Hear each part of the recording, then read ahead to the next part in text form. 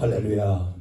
우리 오늘 같이 하나님 말씀은 에베소서 6장 2절부터 3절까지 단 2절 말씀이 되겠습니다.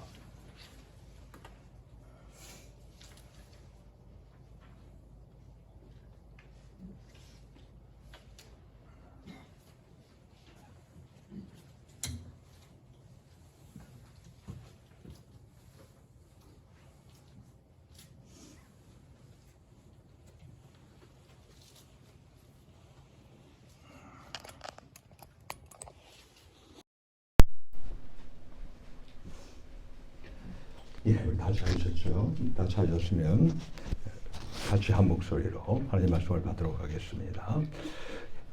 에베소 6장 2절입니다. 시작. 내 아버지와 어머니를 공경하라. 이것이 약속이 있는 첫 계명이니 이는 내가 잘되고 땅에서 장수하리라. 아멘. 아멘. 부모를 공경하십시오. 라고 하는 그런 말씀이죠. 그래서 부모를 공경하십시오라고 하는 그런 제목하에서 하나님의 말씀을 오늘 같이 나누려고 합니다. 우리 5월달은 가정의 달입니다. 그래서 특별히 다른 때보다도 우리 가정을 위해서 늘상 더 기도하고 함께하는 그런 시간 되기를 주의 이름으로 축원합니다. 따르릉 하고서 전화벨 소리가 울렸습니다. 네, 어디 파출소입니다. 상대방에 들려오는 노래가 아버지가 나를 욕하며 괴롭히고 있습니다. 어서 빨리 와주세요. 신고합니다. 부모와의 갈등 발생을 할 때 바로 이 경찰에 신고하는 자녀들이 지금 늘어나고 있는 추세라고 합니다. 특히 이 교육열이 높은 곳으로 꼽히는 이 서울 강남 지역에서는요. 이 학업으로 인한 다툼 때문에 학생 자녀가 부모를 신고하는 일이 아주 빈번한 그런 상황이라고 합니다. 강남 지역의 한 경찰 관계자는요, 이 자녀의 부모 신고가 많을 때는 하루에 2-3건을 접수할 정도로 이제 잦아졌다고 그렇게 전한다 합니다. 또 이 48세인 한 여성은요, 무려 33년간 15살 그 이후죠. 아버지와 연락을 끊고 지내요. 그러면서 아버지의 말년과 심지어는 아버지가 돌아가셨는데 그 장례조차 참석을 거부했습니다. 또 이처럼 아예 그 단절되지는 않았지만 부모와 그저 껍데기에 불과한 형식적인 관계만 유지하며 지내는 자녀들도 많이 있다고 합니다. 심지어는요, 어느 B씨라고 하는 분은 2011년 5월에 이 부모의 접근을 막아달라며 이 법원에 접근 금지 가처분 신청을 내서 인용 결정을 받아냈답니다. 심지어는 그 B씨는요, 이 부모를 고소하기까지도 했대요, 법정에. 그러자 이 부모가 너무너무 낙담되고 너무너무 마음이 아파가지고 결국에 2015년에 그 아들 B씨를 상대로 법원에 부모 자식 관계를 끊도록 해주세요 라고 소송을 냈답니다. 부모 자식 관계를 출생 시부터 소급해서 단절하고 앞으로도 상속 등의 권리를 주장하지 못하도록 해달라는 그런 내용이었답니다. 하지만 법원은 그 부모의 청구가 부적합하다고 판단했어요. 그러죠. 천륜을 이 세상의 인륜이, 이 세상의 법이 막을 수는 없는 거 아닙니까? 그죠? 예. 하지만 오죽하면 이 부모가 이 자식들로부터 무시를 당하고 천대를 당하고 심지어는 거절을 당할 뿐만 아니라 모욕을 당하고 심지어는 대적감을 받기도 하는 이런 일들이 있으니까 이런 일들이 실제적으로 벌어지고 있는 것이겠죠. 너무나 안타깝게도 오늘날 이 현대의 많은 가정들에 많은 비극이 있는데 그 중에 하나가 뭐냐면 이처럼 자녀들이 이 부모를 공경하지 않는 현실입니다. 자녀들이 부모들을 중심으로 함께 한 상에 둘러 앉아서 오손도손 사랑을 나누어야 함에도 오히려 부모를 무시하거나 혐오 또는 대적하는 그런 안타까운 형국입니다. 그러나 하나님은요, 자녀들이 어떠한 처형패든 간에 이 아버지와 어머니를 공경하라고 명령하고 계십니다. 오늘 본문 2절 전반에 보니까 성경은 정확하게 이와 같이 기록하죠. 내 아버지와 어머니를 공경하라. 여기서 이 공경하라고 하는 단어는 우리 헬라어로 보게 되면 티마오라고 하는데 신약에 모두 20번 그렇게 사용되었습니다. 근데 이러한 명령은요, 이미 구약에서도 그림자로, 즉 모형의 율법으로 이미 말씀하셨습니다. 어느 날 갑자기 툭 튀어나온 것이 아니라 바로 이 구약에서부터도 바로 부모를 공경하라고 계속해서 하나님은 이스라엘 백성들에게 알려왔다는 것입니다. 출애굽기 20장 12절 전반에 보게 되면 내 부모를 공경하라. 바로 10계명에 쭉 기록된 그 부분 중에서 제2의 예명 가운데 그와 같이 말씀을 하고 있죠. 또 신명기 5장 16절 전반에 보면은 너는 너희 하나님 여호와의 명한 대로 내 부모를 공경하라 라고 그렇게 또 말씀을 하고 있습니다. 우리는 오늘 말이죠, 내 부모를 공경하라 라는 그런 말씀에서 그 공경하라 라는 단어를 우리가 주의 깊게 살펴보면서 우리 같이 하나님이 주시는, 우리에게 던져주는 메시지를 받고 그대로 실천해 나갈 수 있기를 주의 이름으로 축원합니다. 공경하라 라고 할 때 공경, 이거 도대체가 무슨 말이지? 혹시 그런 분이 혹시 계실지 몰라요. 예. 근데 이 공경하라는 우리 카베드라고 하는 그런 히브리어로 발음하면서 구약에 약 116번 정도 사용되었는데요. 뜻이 뭐냐면 말 그대로 honor, 그리고 respect, glorify, 그런 뜻인 이 카바드라고 하는 영광이라고 하는 거의 명령형입니다. 예. 그래서 이 단어는요, 어떤 이 사물의 무게를 표시할 때 형용사, 또 무거운이라는 의미로 사용되는 거기도 하죠. 또 아울러서 명사 또는 동사로 사람을 대상으로 표현할 때는요, 존귀히 여기다, 가볍게 여기지 않다, 귀중하게 여기다 라고 하는 그런 의미입니다. 나아가서 영광을 하나님께 돌린다는 의미로 또한 사용되기도 하고 있는 거고요. 그래서 사무엘상 22장 30절에는요, 하나님을 존중히 여기라는 그런 의미로 이제 사용된 건데요. 예. 그래서 이처럼 이 공경이라고 하는 뜻은 가볍게 여기지 말라는 거예요. 아주 귀중하게 여기라고 하는, 즉 존중을 하라고 하는 그런 뜻이고, 또 아울러서 거기 뭐예요? 영광을 돌리라는 의미까지 되는 거예요. 그러면 결과적으로 어떻습니까? 내 부모를 공경하라는 뜻은 무슨 말이에요? 내 부모를 존중히 여기라는 것입니다. 가볍게 여기지 말라는 겁니다. 경시하지 말라는 겁니다. 그리고 아울러서 뭐예요?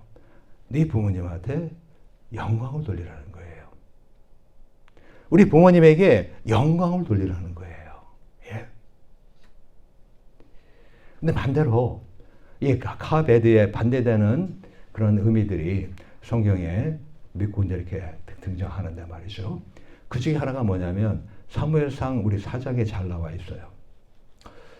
내용이 뭐냐면 그 실로에 있던 법궤가 블레셋과의 전쟁에서 빼앗겼습니다.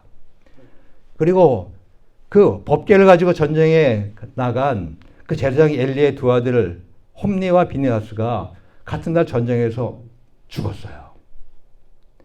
또 이 소식을 들은 엘리 제사장은요, 의자에서 뒤로 넘어져서 목이 부러져 죽었습니다. 또 이 비느하스의 아내는요, 죽어가면서 사내 아이를 해산했거든요. 근데 그 이름을 뭐라고 했어요? 이가봇이라 하라고 그렇게 했습니다. 이러기를 영광이 이스라엘에서 떠났다 하고 아이 이름을 이가봇이라 하였으니 하나님의 궤가 빼앗겼고 그 시부와 남편이 죽었음을 인함이며, 또 이르기를 하나님의 궤를 빼앗겼으므로 영광이 이스라엘에서 떠났다 하였더라.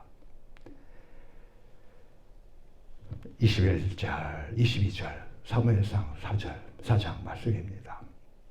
이카보드, 이가봇, 이카보드. 바로 영광이 사라졌다는 뜻이에요. 영광이 떠났다는 뜻이에요. 영광이 없다는 그런 뜻이에요. 예?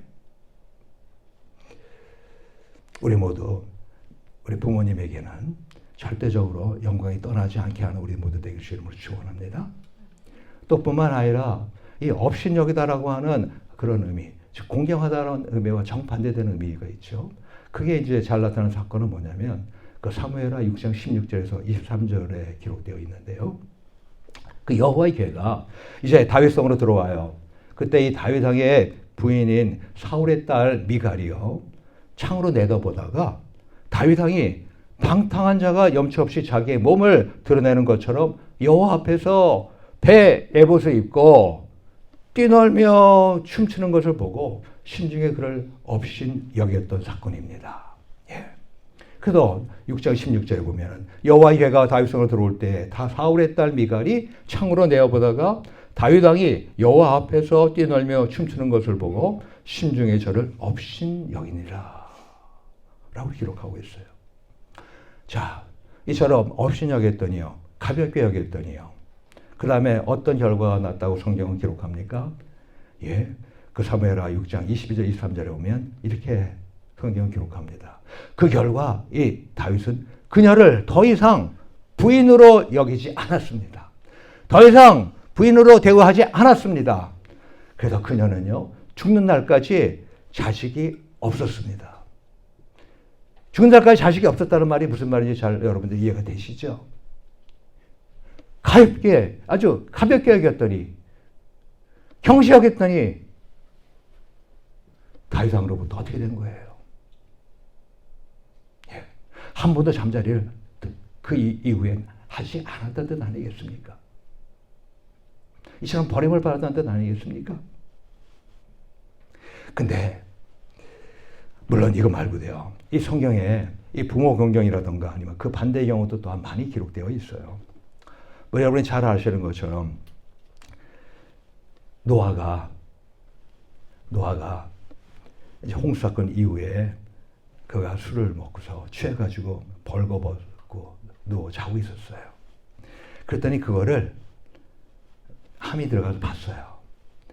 보고서 나와가지고 깔깔대고서 웃으면서 나오면서 자기 이제 그 샘과 야벳에게, 야, 봐라. 글쎄, 저 아버지가 말이다, 글쎄, 이 대낮에 백주대낮에 술 취해가지고 잠을 자는데 글쎄, 그냥 온몸에 실오라기 가르치지 않고도 벌거벗은 가운데도 거기서 드렁드렁 잠자고 있다. 그 가관이다. 놀래된 겁니다. 그 얘기를 듣고서 샘과 야벳이 어떻게 했어요?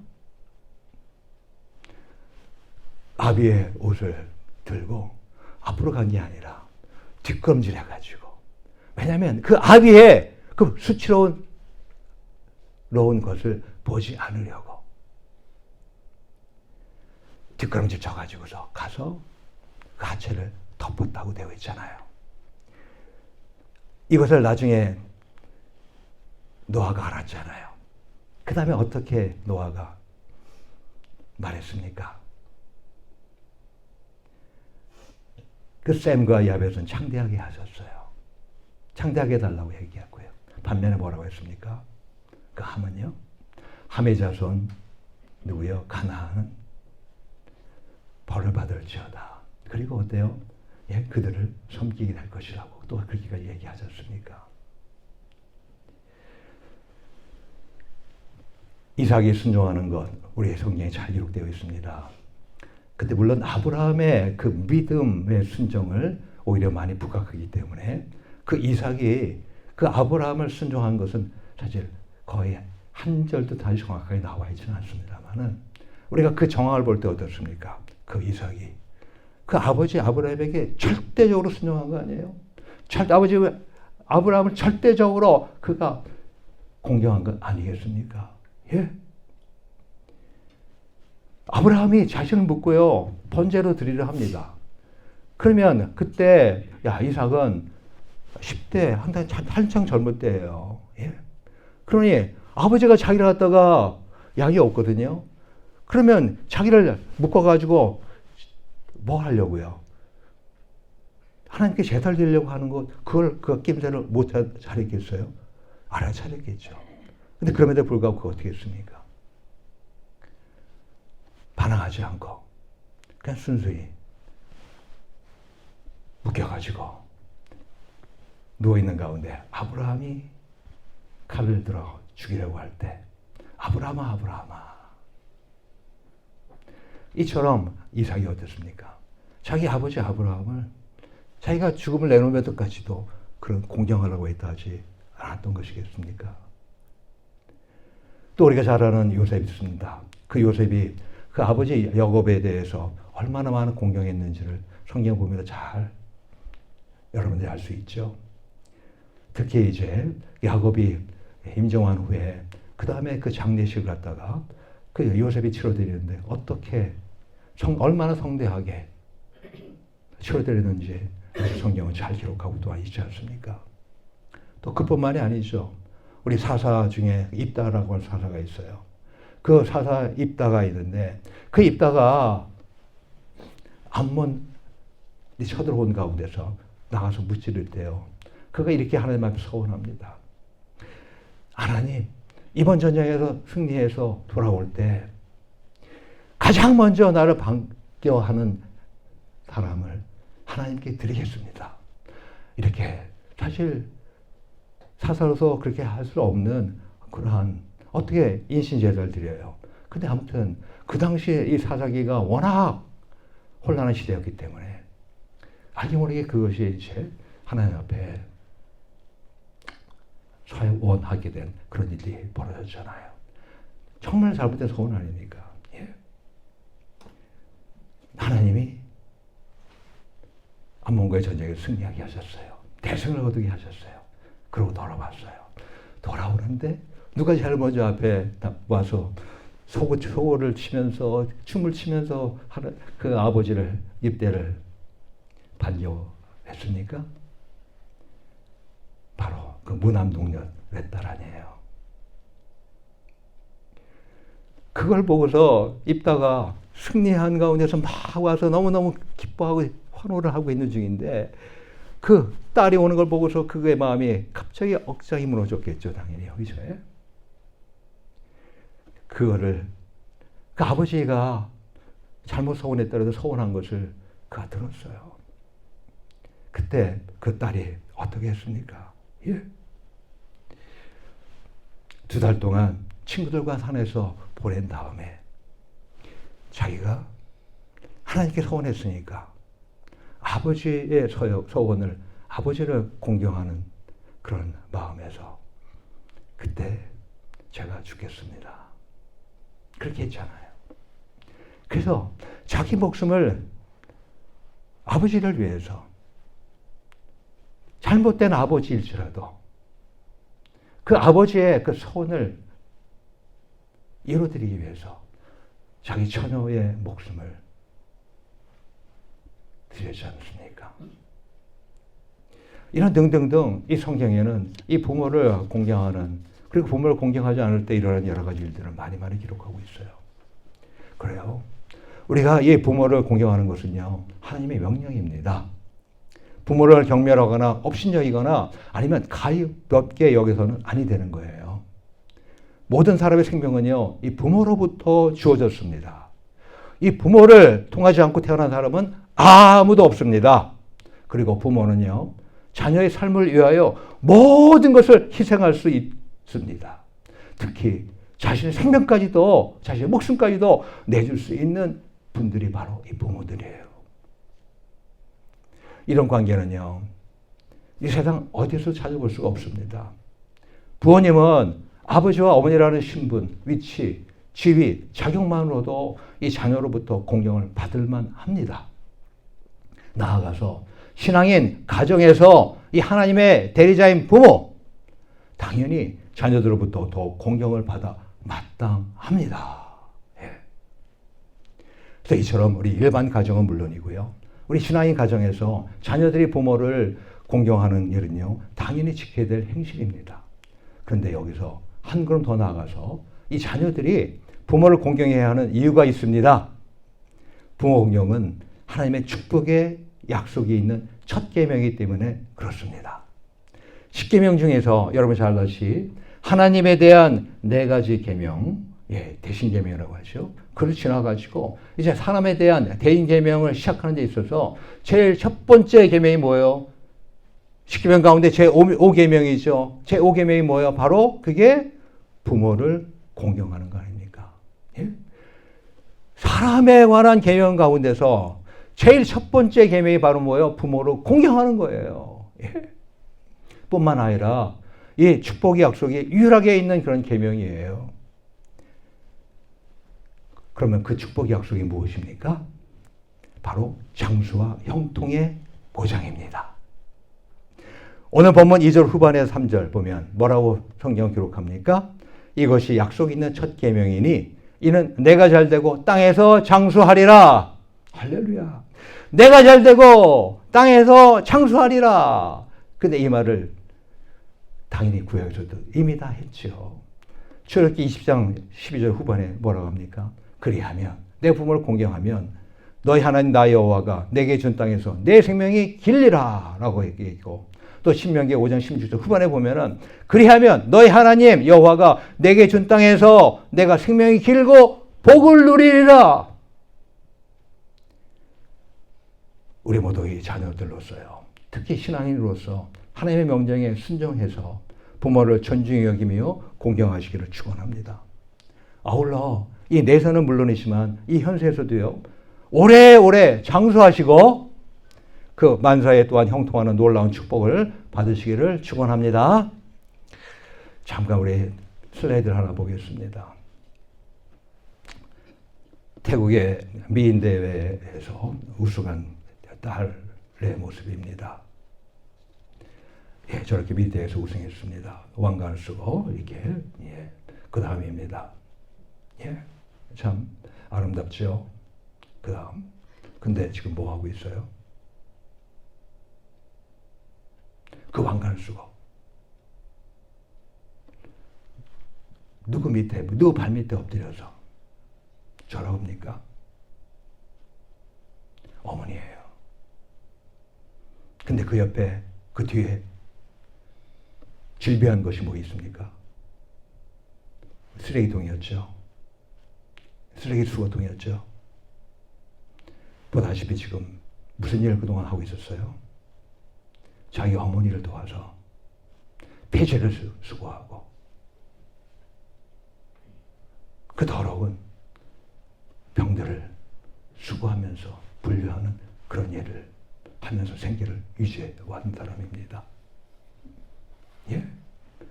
어머니 붙들고 저렇게 기뻐하네요. 평상시 저렇게 생활하는 그런 17세의 소녀였습니다. 예, 보세요. 예, 그 다음에 이제 집에서 저렇게 어머니 앞에 앉아가지고, 예, 어머니가 두드리면서 장하다 그러고 있었겠죠, 그죠? 어머니는 무슨 일 하는 사람이에요?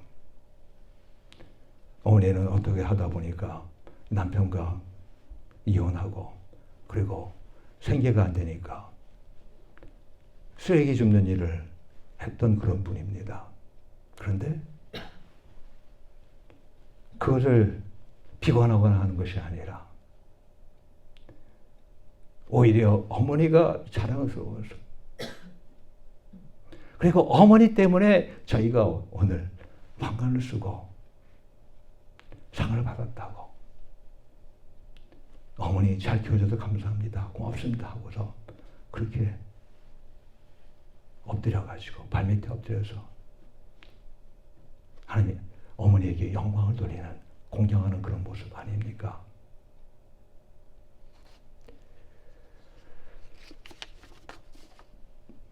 이 17세의 이 소녀는요, 어머니 덕분에 오늘의 내가 있었다. 우리 모녀는 열심히 살아왔기 때문에 열등감 같은 건 전혀 느끼지 않는다고 그렇게 소감을 말했다고 합니다.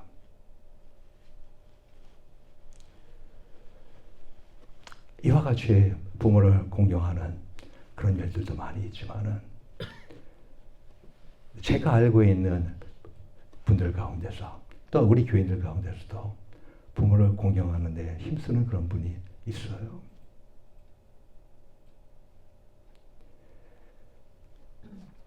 어느 집사님은 직업이 의사예요. 얼마나 바쁜 가운데 지내겠습니까?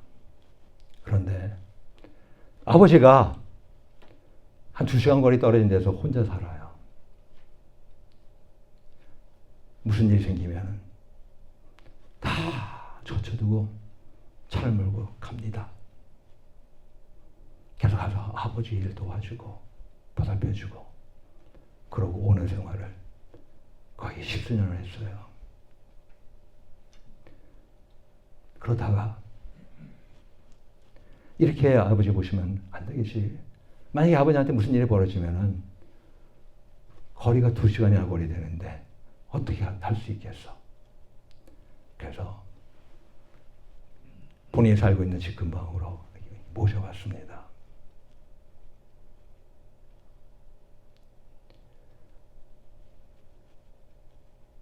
뿐만 아니라 어머니가 몸이 많이 병이 계셨대요. 그래서 어머니를 모시고 한국을 다녀왔어요. 한국을 얼마 동안 다녀왔는지 모르겠지만 왜요? 어머니가 한국에 모처럼 가는 건데 그리고 병이 관광 제대로 다니지 못할 거니까 어떻게 보면 한국에 가는 것이 마지막이 될지 모르니까 본인이 같이 따라가 준 거예요. 그러고 다시 돌아왔습니다.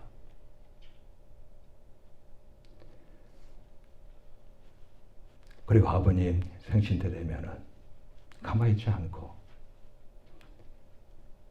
아버님을 위해서 잔치를 베풀고 또한 아버지를 도와줬던 분들을 위해서 또 이렇게 음식도 베풀고 하는 그렇게 부모를 공경하는 그런 집사님이 있습니다. 또 어느 사모님은 물론 집사 시절이었지만은 한국의 어머니가 치매예요. 근데 이분이 죽으면은 구원받을까 염려 걱정되고 있는 중에 몇 달 동안 기도하다가 한국에 가가지고 그 어머니를 아침이면은 누군지 알아보는데 오후 되면은 얘가 누구야? 누군데 나한테 이렇게 잘해? 그럴 때마다 눈물이 엄청나게 글썽글썽했겠죠. 마음이 아팠겠죠. 그렇게 해서 한 달 이상을 함께 하면서 수발해주고 그러고 마침 한국에서 좋은 집회가 있어가지고 은혜로운 집회가 있어서 거기를 이제 함께 할 수 있게 된 가운데 그 치매 어머니가 그 현장에서 과거에 내가 저 북한 위에 거기서 주일학교 교사였었단다. 결혼하기 전에. 그런 얘기 고백을 듣기도 하면서 예수님이 나의 죄를 다 용서해 주고 나는 이제 구원받았단다. 그렇게 거듭나게 되는 치매 환자인데 아티마이라고 하는 약을 일반 두통제가 아니에요. 중독성도 있고요. 그거를 갖다 매일같이 먹고 살았던 그런 분. 치매인데도 불구하고 또 그거를 여전히 먹고 있었는데 거듭나게 하게 되는 그러한 효성을 보여주고 또 너무너무 기쁜 가운데서 더 한 달을 더 같이 있으면서 교회를 모시고 다니고 그러면은 말씀 선포되고 막 예배드릴 때 보면은 그 어머니가 할렐루야 할렐루야 하는 것을 옆에서 보면서 지켜보면서 기뻐하고 마음 흐뭇해하면서 그렇게 자기의 생애 몇 달을 어머니를 위해서 헌신한 사람도 있습니다. 뿐만입니까? 어찌뿐만입니까? 예. 어떤 세 자매는요, 그 어머니가 약 20년간 폐에 관계된 질병으로 투병을 했습니다. 근데 그 어머니를 옆에서 병수발을 했어요. 심지어는 다 직장 다니는데 3개월씩 3명이 돌아가면서 휴직을 합니다. 그래서 적어도 한 명은 반드시 그 어머니, 왜냐면 산소통 없이는 살 수 없는 분이고 옆에서 뭔가 같이 보살펴줘야 되는 사람이고 무슨 일이 날지 모르니까 적어도 한 명이 24시간 어머니 옆에서 수발들면서 간호를 했어요. 그렇게 20년 동안 병간호하는 가운데서 그 세 자녀에게 과연 정상적으로 생활을 과연 할 수 있었을까 모르겠습니다. 다 어때요? 희생하는 거죠. 어머니 병에서 낫게 하기 위해서 어머니가 또 무슨 일이 당하면 안 되니까 그 어머니를, 병약한 어머니를 무시하지 아니하고 경시하지 아니하고 가볍게 여기지 아니하고 아주 중하게 무겁게 여기면서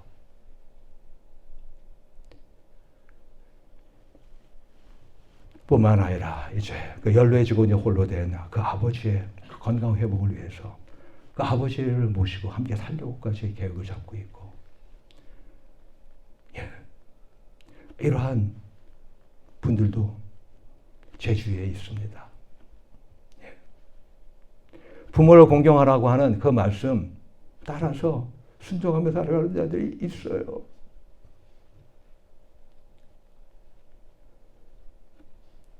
그 중에 많은 분들은 오늘 하나님의 약속대로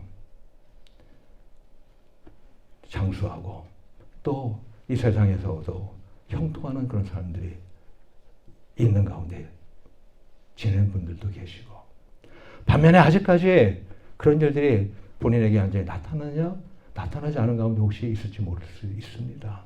하지만 하나님의 말씀은 확실합니다. 하나님의 말씀은, 하나님의 약속은 반드시 지켜집니다. 오늘 약속하잖아요. 뭐라고요? 내 부모를 공경하라. 그리하면 내가 잘되고 장수하리라.